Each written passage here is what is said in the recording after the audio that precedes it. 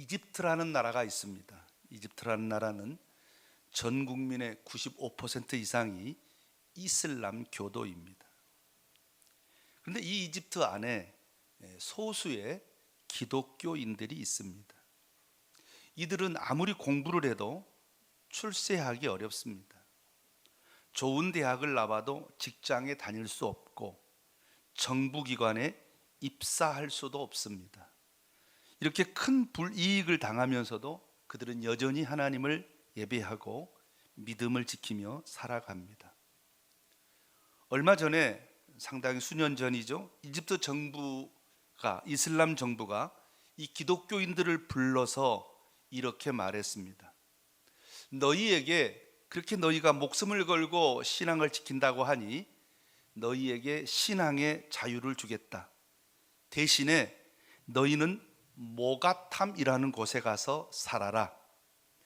이슬람 정부가 제안한 이 모가탐이라는 지역은 이집트 수도 카이로에서 버리는 모든 쓰레기가 모이는 곳입니다. 그곳에서 쓰레기를 분리수거하며 살아라. 그러면 거기서 너희가 예배 드린다면 그 예배는 우리가 방해하지 않겠다라고 약속했습니다. 이집트 기독교인들은 조금도 망설임 없이 그렇게 하겠노라고 하고, 그부터 지금까지 그들과 그의 후손들은 쓰레기를 분리수거하며 그것으로 먹고 살고 있습니다. 자, 영상을 하나 보겠습니다. 산속에 조각된 거대한 교회라니 상상이 되시나요? 그것도 카이로 한복판에 말이죠. 이곳은 세계 최대 규모의 동굴교회 중 하나인 모카탐 동굴교회입니다. 2만 명 이상을 수용할 수 있는 엄청난 규모인데도 대부분의 관광객들은 이곳을 모르고 있죠. 이집트의 기독교 쓰레기 수거민 자발린 사람들이 지은 이 교회는 신앙, 회복력, 공동체의 상징입니다. 그들은 말 그대로, 그리고 영적으로 쓰레기를 희망으로 바꾸었습니다. 산속에 숨겨져 있지만 이 교회는 빛으로 가득 차 있습니다. 잊혀진 곳에서도 진정한 믿음은 꽃 피울 수 있습니다. 이집트에는 피라미드만 있는 것이 아닙니다. 살아있는 신앙의 이야기가 있죠.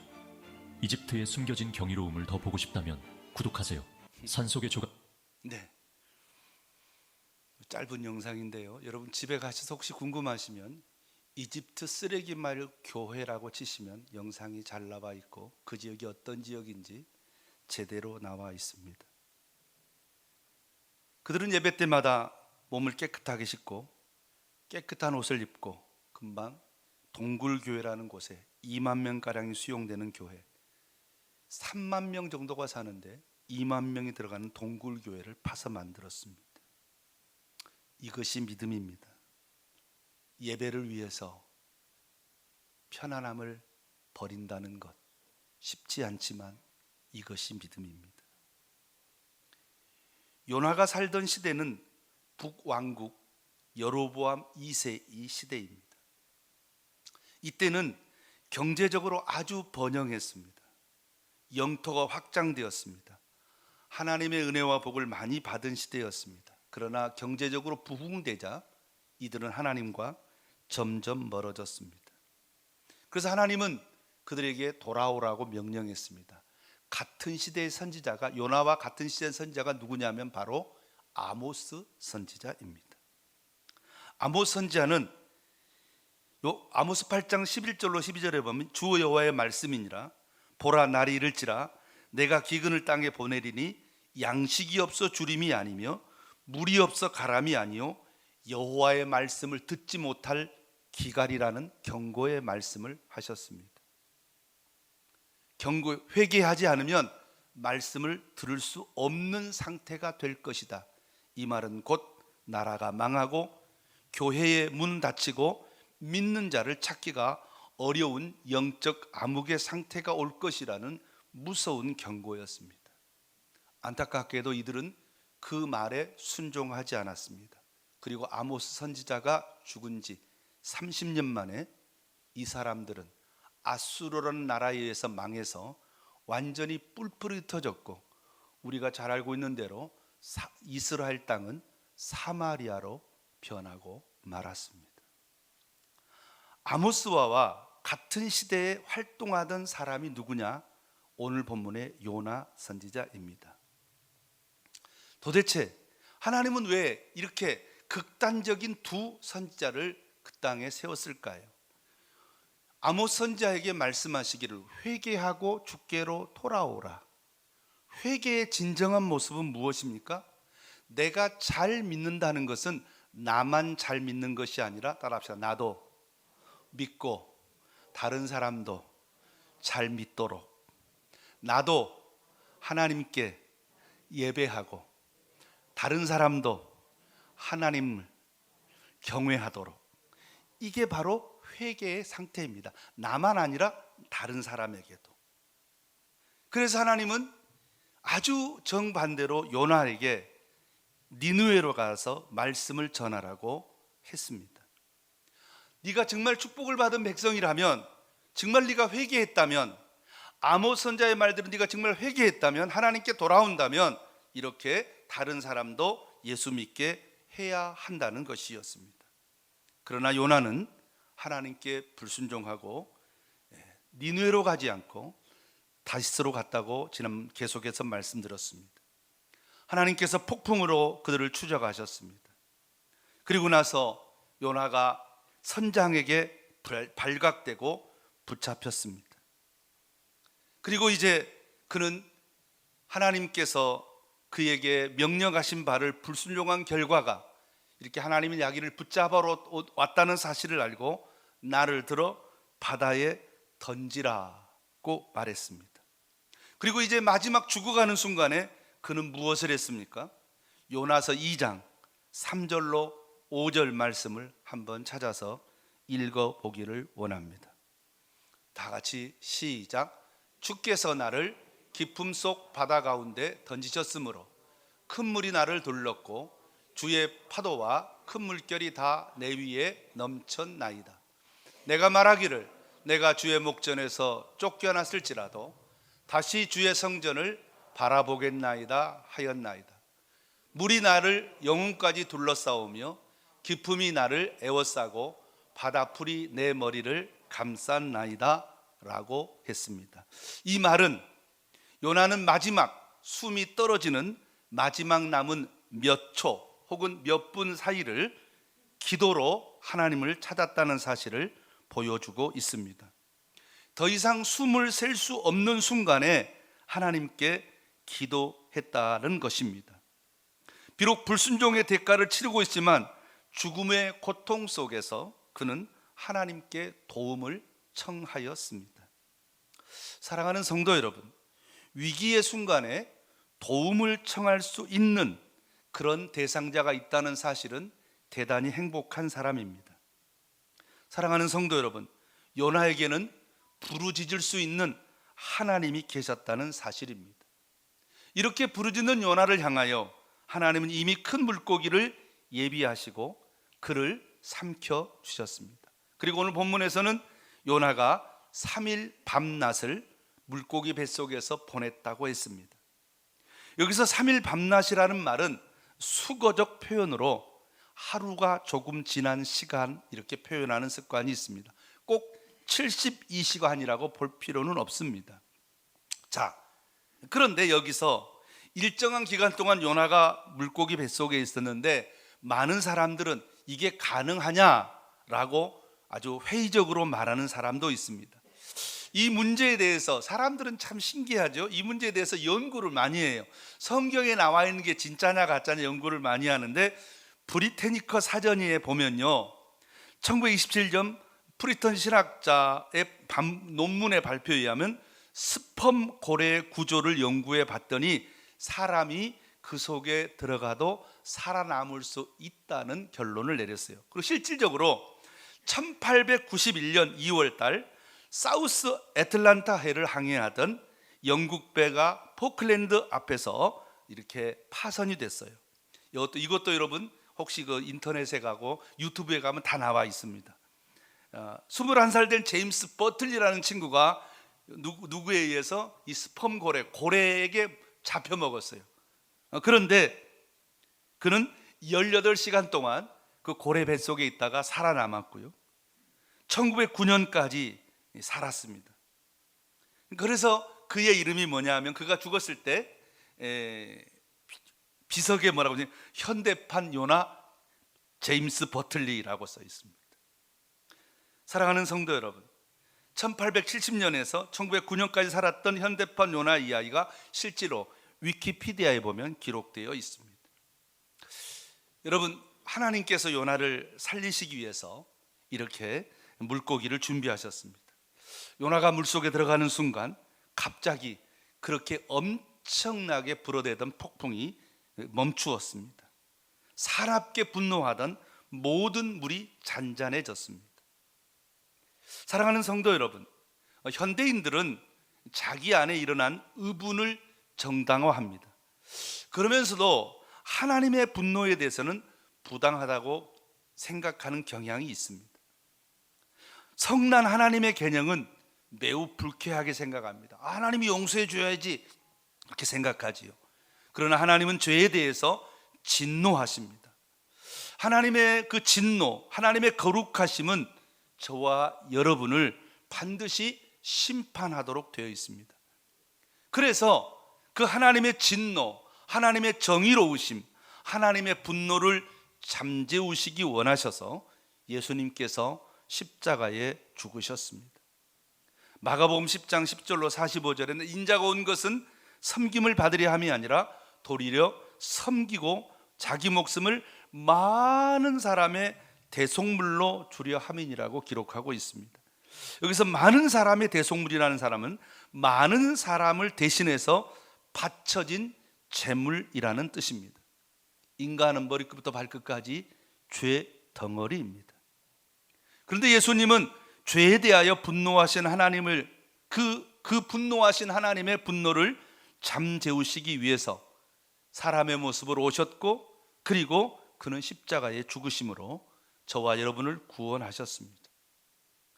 그래서 마태복음 12장 39절로 40절에 보면 이 요나와 예수님을 비교하여 성경은 말씀하고 있습니다. 예수께서 대답하여 이르시되 악하고 음란한 세대가 표적을 구하나 선지자 요나의 표적밖에는 보일 표적이 없느니라. 요나가 밤낮 사흘 동안 큰 물고기 뱃속에 있었던 것 같이 인자도 밤낮 사흘 동안 땅 속에 있으리라고 말씀하셨습니다. 주님은 요나가 밤낮 사흘 동안 큰 물고기 뱃속에 있었던 것처럼 주님도 그렇게 하시겠다는 것입니다. 다른 말로 표현하면 3일 만에 부활하실 것을 제자들과 바리새인들에게 분명하게 예언하셨습니다. 이런 이야기, 주님의 부활에 관한 얘기는요, 단지 예수님의 말씀만 있는 것이 아니라 구약 성경에서 여러 차례 기록되어 있습니다. 시편 16편 10절을 한번 찾아볼까요? 주님의 부활에 대해서. 시편 16절 10절입니다. 자, 다 같이 시작. 이는 주께서 내 영혼을 수월에 버리지 아니하며 주의 거룩한 자를 멸망시키지 아니하실 것임이로다. 16장 10절입니다. 네, 감사합니다. 뿐만 아니라 주님께서는 이와 같이 주님의 부활을 말씀하셨습니다. 시편 15편 11절도 한번 찾아볼까요? 제가 읽어드리겠습니다. 주께서 생명의 길로 내게 보이시리니 주 앞에는 기쁨이 있고 기쁨이 충만하고 주 우편에는 영원한 즐거움이 있습니다 라고 기록하고 있습니다. 사랑하는 성도 여러분, 그래서 사도 베드로는 오순절 설교에서 시편 16편 10절을 인용해서 말했습니다. 한번 볼까요? 사도행전 2장 31절로 32절입니다. 사도행전 10장 31절로 32절. 사도행전 2장 31절로 32절입니다. 다 같이 이거는 시편 16편 10절의 말씀을 베드로가 예루살렘 사람들에게 예수님이 부활하신 사실을 증명하기 위해서 이렇게 인용한 말씀. 다 같이 시작. 미리 본거로 그리스도의 부활을 말하되 그가 음부에 버림이 되지 않고 그의 육신이 썩음을 당하지 아니하리라 하시더니 이 예수를 하나님이 살리신지라. 우리가 다 이 일의 증인이로다. 할렐루야.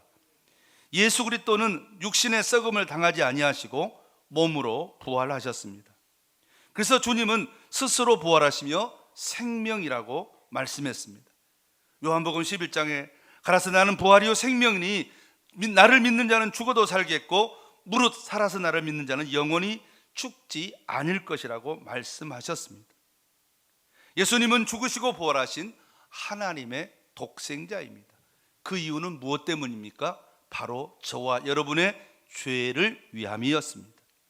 이 말씀은 요나가 뱃사람을 위해서 자신을 희생했던 것처럼 예수님도 우리를 위해 죽을 것이라는 뜻이었습니다. 요나가 살아서 심판의 복음을 전한 것처럼 예수님도 3일 만에 부활하시어 심판의 복음을 전하실 것이라는 의미를 담고 있습니다.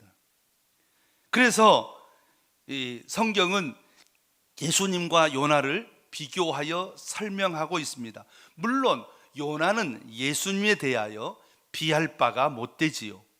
얼마나 요나와 예수님이 크고 차이가 있는지를 제가 5가지를 통해서 설명해 드리겠습니다. 첫째로 요나는 자기 죄 때문에 던져졌지만 예수님은 죄가 없으셨습니다.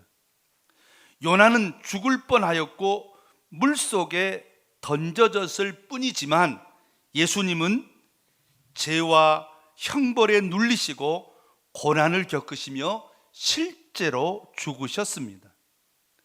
요나는 예수 그리스도가 아니고 구약의 여러 모양으로 나타난 예수님의 모형 중 하나이지만 예수님은 그의 구약에 예언된 본체가 되십니다. 네 번째로 정죄 당하는 사람의 희생이 주위의 사람의 도움이 되고 구원을 이루는 것은 궁극적으로 예수 그리스도의 희생 때문이라는 사실입니다. 예수님의 이 구원의 보증이 없었다면 요나의 희생은 아무런 의미가 없습니다. 요나의 희생이 의미가 있었던 것은 예수님의 희생, 십자가의 희생이 뭐가 됐기 때문에 보증이 되었기 때문입니다. 마지막 5번째로 자신의 불순종 때문에 벌을 받은 요나와 달리 예수님은 믿는 자들에게 어떤 정죄도 남게 하지 않으려고 하나님의 정죄를 온전히 받으셨습니다. 그렇습니다. 죽음의 건지심을 받은 것이 요나와 비슷합니다마는 다시 살아나서 심판의 메시지를 선포한 것이 비슷합니다마는 요나는 큰 물고기 뱃속에 나와 심판의 선지자로 니느웨로 갔듯이 예수님은 죽음에서 부활하시어 제자들에게 자신의 부활에 주로 믿게 하셨으며 또 마지막 날에는 예수님의 부활을 주로 믿는 사람들과 믿지 않은 사람들을 구별하는 심판자로 오시게 될 것입니다. 그래서 성경은 말하기를 요나를 통해서 오늘 예수님, 저와 여러분은 오늘 1장 17절 말씀을 통해서 이 요나를 통해서 누구를 보았으면 좋겠다? 예수님을 보았으면 좋겠다. 요나를 통해서 저와 여러분에게 예수님의 죽으심과 부활을 믿으라는 것입니다. 사랑하는 성도 여러분, 그렇다고 한다면 오늘 본문 1장 17절 말씀 다 같이 다시 한번 읽어볼까요? 다 같이 다시 한번 주보에 나와 있으니까 시작. 여호와께서 이미 큰 물고기를 예비하사 요나를 삼키게 하셨으므로 요나가 밤낮 3일 물고기 뱃속에 있으니라. 이 말씀이 오늘을 살고 있는, 분명히 이 말씀은 우리에게 뭐를 얘기하지만 예수님의 십자가와 부활을 말씀하신 것이 분명하지만 이 말씀, 그 말씀뿐만 아니라 이 예수님을 믿는, 이 부활을 믿는 사람들에게 우리가 어떻게 살아갈 것을 말하는 메시지가 무엇이냐 이 말입니다. 여러분, 나 예수님을 믿어요, 이것으로 끝나면 된다 안 된다? 안 된다. 나 예수님 믿어요라고 끝나버리면 아무것도 아니라는 것입니다. 그러니까 이것은 예수님을 믿으세요라는 의미도 있지만 예수 믿는 사람은 이렇게 뭐 해야 됩니다? 살아야 합니다라고 하는 메시지가 있다는 것입니다. 그럼 무슨 메시지입니까? 결론적으로 말씀을 드리면 믿음은 결단이라는 것입니다. 우리는 믿는다고 말을 합니다. 하나님의 자녀다고 말합니다. 천국 간다고 말합니다. 교회 다닌다고 말합니다. 하나님의 선택을 받았다고 말합니다. 하나님의 자녀가 되었다고 말합니다. 구원을 받았다고 말합니다. 예, 참 아름다운 말입니다. 좋습니다. 요나를 한번 볼까요? 요나를 한번 보겠습니다. 요나서 1장 9절을 보겠습니다. 자, 1장 9절을 찾아보겠습니다. 자, 한번 읽어볼까요? 큰 소리로 읽으세요. 시작. 그가 대답하되 나는 히브리 사람이요 바다와 육지를 지신 하늘의 하나님 여호와를 경외하는 자로라. 똑같아요. 나 하나님 믿어요. 나 하나님 믿는 사람이에요. 나 구원받았어요. 나 하나님의 자녀예요. 나 천국 가요. 나 교회 다녀요. 나 선택받았어요. 똑같은 말이에요. 아주 얼마나 멋져요. 그렇죠? 너무 멋진 말이에요. 할렐루야. 자, 그런데 요나는 결정적인 순간에 어떻게 합니까? 따라합시다. 나를 들어 바다에 던지라. 멋지잖아요. 우리는 어때요? 나 예수 믿어요. 나 구원받았어요. 나 천국 가요. 나 하나님의 선택을 받았어요. 결정적인 순간에 희생해야 될 때 어떻게 해요? 못하겠어요. 다른 사람 하면 안 돼요? 나중에 할게요. 그 믿음이 아니라는 거예요. 성경에 라합이라는 사람이 있습니다. 라합이 뭐라고 말합니까? 하나님은 상처나지 하나님임을 내가 뭐한다? 믿습니다 라고 고백합니다. 그때 어떻게 말합니까? 그것을 믿음을 목숨 걸고 정탐꾼을 숨겨 주었습니다. 할렐루야. 자, 보아스를 한번 볼까요? 보아스. 룻기서 2장 12절 말씀 한번 찾아보겠습니다. 보아스란 사람은 어떤 사람인지. 다 같이 시작. 여호와께서 내가 행한 일을 보답하시기를 원하며 이스라엘 하나님 여호와께서 그의 날개 아래 보호를 받으러 온 내게 온전한 상을 주기를 원하노라 하는지라. 얼마나 멋있어요. 그렇죠? 멋있어요? 멋없어요? 보아스라는 사람이 누구에게? 룻이라는 이 과부에게 네가 이렇게 이스라엘 땅으로 왔으니 하나님께서 너에게 복 주기를 원하신다. 너무 멋있는 말이잖아요. 그렇죠? 이것으로 끝나면 빈말이 되죠. 그런데 어떻게 해요? 그 다음에 어떻게 하죠? 떡을 주고 물을 마시게 하고 나중에는 어떻게 해요? 자기의 전 재산을 들여서 나오미와 룻이 잃어버린 모든 재산을 회복시켜 주신 줄로 믿습니다. 사랑하는 성도 여러분, 우리는 오늘날 기독교가 문제가 많다고 말합니다. 캐리 슈기라고 하는 사람이 쓴 당신은 메시지다라는 책에 이런 말이 있습니다. 삶 자체가 메시지가 되어야 한다. 바울이 나를 본받으라 라고 말한 것처럼 믿는 부모는 엄마 아빠처럼 잘 믿으라고 말할 수 있어야 한다고 그렇게 책에 기록하고 있습니다. 제가 오늘 여러분에게 두 가지 이야기를 소개하면서 설교를 마치려고 하는데요.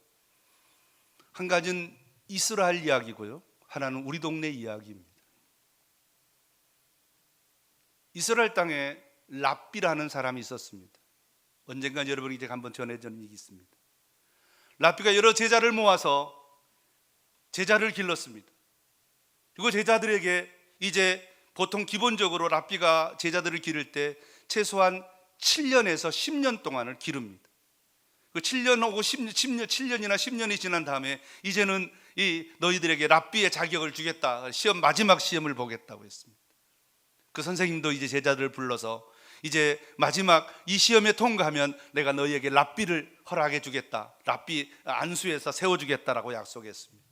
내일 시험을 볼 테니 준비해라. 그리고 나서 그다음 아침 새벽같이 제자들을 불러 모아서 오늘 자 시험 문제다. 오늘 너희들이 이 길가에 서서 지나가는 사람의 숫자를 세어서 나에게 보고하면 내가 그 중에 정답이 있는 사람을 랍비로 인정해 주겠다. 제자들이 아침 저녁까지 열심히 지나가는 사람의 숫자를 세웠습니다. 저녁 때가 되었습니다. 선생님이 찾아와서 제자들에게 묻습니다. 몇 명 지나갔니? 한 학생은 남자가 몇 명, 여자가 몇 명입니다. 한 학생은 어린아이가 몇 명, 어른이 몇 명이었습니다. 한 사람은 나기도 지나가고 너 지나가고 이 얘기를 쭉 했습니다. 점점점 선생님의 얼굴이 어두워집니다. 이제 마지막 학생 하나가 남았습니다. 그 학생이 뭐라고 말하냐면, 선생님 오늘 지나가는 사람 수많은 사람이 지나갔는데 저는 그 수많은 사람 중에 사랑 같은 사람은 한 사람밖에 없었습니다. 그래서 선생님이 왜 그러냐라고 물었더니, 예 선생님, 제가 선생님 말씀 듣고 길가에 서서 이제 사람들이 지나가는 걸 보는데 길가에 어떤 누군가 모르겠지만 큰 돌멩이 하나가 길을 막고 있었습니다.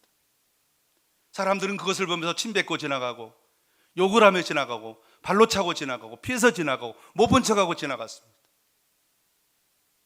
그런데 해가 어두워 해질 무렵에 어떤 한 사람은 가던 길을 멈추고 자기 짐을 내려놓고 끙끙거리면서 그 돌멩이를 길가로 내려놓고 잘 정리해서 흘러내리지 않도록 하고 사람들이 지나가기에 바른 길을 만들어 주었습니다.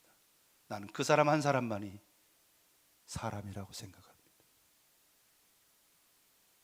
오늘날 많은 사람들이 교회가 기도 안 해 이렇게 말합니다.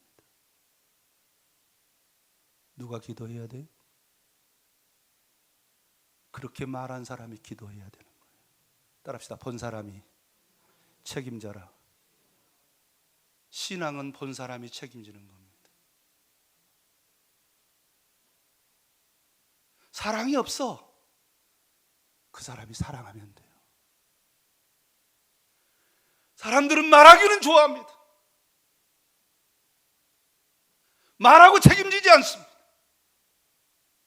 오늘날 왜 한국 교회가 세상으로부터 욕을 먹습니까?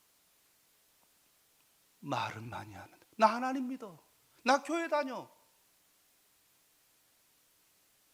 나 구원받았어, 하나님의 선택받았어, 이렇게 말을 하는데, 그리고 크게 마이크를 대고 예수 믿으세요 하고 전도도 하는데, 정작 중요한 건 말한 대로, 말은 잘하는데, 불평은 잘하는데, 판단은 잘하는데, 저 사람 왜 저런지를 몰라, 저 사람 왜 저런지를 몰라, 저 사람 왜 저런지를 몰라라고 말은 하는데 그 사람을 향해서 사랑의 손길을 내밀지는 않습니다. 한국교회가 기도가 없어 그러면서 자기는 기도 안 합니다. 사랑이 없으면서 사랑은 하지 않습니다. 가짜 신앙입니다. 오늘 요나, 나 하나님 믿어. 비록 하나님께 불순종에 도망가다가 하나님께 붙잡혔습니다만 하나님이 살아계심을 믿었기에 그는 나를 들어 바다에 던지라. 한 가지 더 얘기해 드릴까요? 문 닫은 정육점 이야기입니다. 실화입니다. 어떤 시장에서 정육점에서 여러 정육점이 쭉 길거리 함께 있는 그 정육점에서 한 가게가 문을 닫았습니다.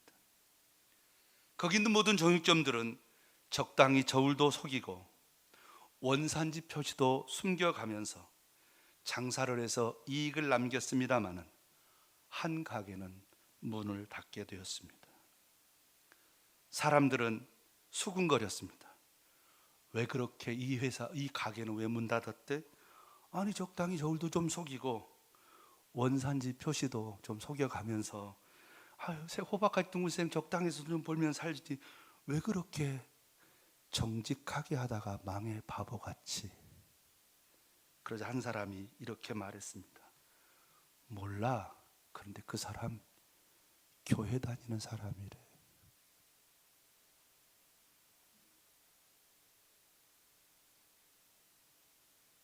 어떻습니까? 어떻습니까? 그 사람 정직하게 저울도 속이지 않고 원산지 표시도 숨기지 않고 정직하게 장사하다 이번에 가게 문을 닫았는데 그 사람 알고 봤더니 예수 믿는 사람이래. 처음에 시작했을 때 얘가 보여드린 이집트 모가탑에 있는 쓰레기 마을 기독교인들을 생각하십니까? 사랑하는 성도 여러분, 여러분 정말 믿습니까? 정말 예수님을 믿습니까? 정말 예수님을 믿습니까? 정말 하나님 살아계심을 믿습니까? 그렇다면 여러분이 한 말을, 그 말을 삶에서 때로는 아프지만, 때로는 괴롭지만, 때로는 어렵지만 삶으로 옮기십시오. 결론이 무엇입니까? 오늘 본문 다시 한번 읽어보겠습니다. 다 같이 시작. 여호와께서 이미 큰 물고기를 예비하사 요나를 삼키게 하셨으므로 요나가 밤낮 불 뱃속에 있으니라. 무슨 말이에요? 따라합시다. 하나님이 요나의 기도를 들어주셨다. 믿습니까? 어떤 기도를 하나님이 응답하십니까? 믿음의 기도란 무엇입니까? 내가 믿는 바를 아프지만, 내가 고백한 말을 힘들지만, 내가 고백한 말이 어렵지만 그것을 실천에 옮기면서 하나님 이렇게 아파요. 믿으려니 힘드네요. 라고 고백하면서 하나님께 기도하면 하나님이 큰 물고기를 준비해서 죽이시지 않고 살려주시는 줄 믿습니다. 다니엘과 세 친구, 그리 아니하실지라도 나는 하나님을 믿어. 하나님을 믿는 이유 때문에 담대하게 사자굴 속에 들어갔던 그를 하나님이 사자 입을 막으시고 그 굴 속에서 건져 주셨습니다. 이것이 믿음입니다. 이 믿음 우리가 소유하기를 바랍니다. 기도하겠습니다.